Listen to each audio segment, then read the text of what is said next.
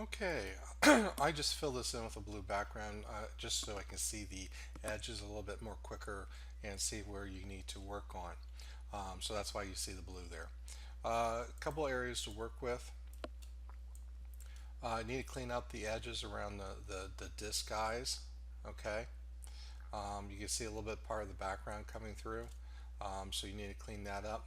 Um, you can you might want to reselect it with your elliptical marquee, and then do a select inverse and then fill that in with black.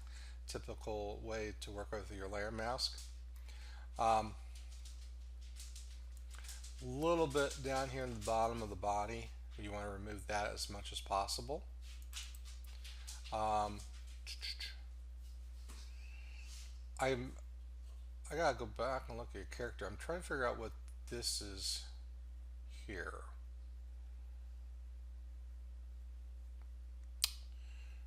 So you might have to explain to me what your these little transistors are going to be used for. Because you get your arm, and then you have another arm. So let me know what that is going to go for on that. But you definitely want to clean up the disc up here. It looks like that's probably the area that you'd work with. Now when we get in a couple milestones, what you'll probably want to do is try to clean up, like for example on the mouse, let's see if we can get the watermark to disappear. And what you'll do is I'll take the Alt key, Option key on the Mac, I'll click on the eyeball, I'll zoom in, and what I'll do is I make sure I'm on the actual image mask thumbnail. But we have these different tools over here. You can try a spot healing brush tool.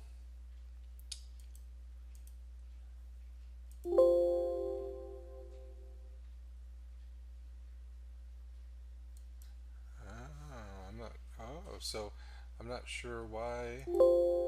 Let's see, convert image to 18 or 16 bits. So I'm not sure why that is the case on yours.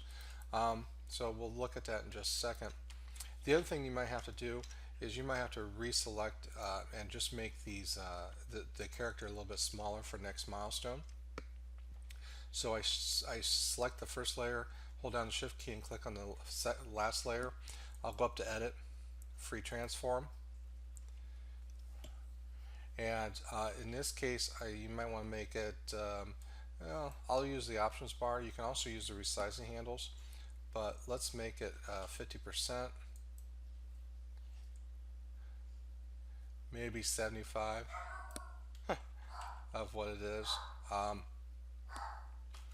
Because we got to have room for the text, and we got to also have the room. You got to have room. It's not letting me do it because there's a smart object. So this smart object that you have over here, you brought in a smart object which is linked to the actual file. So I can't do it because I don't have that actual file listed.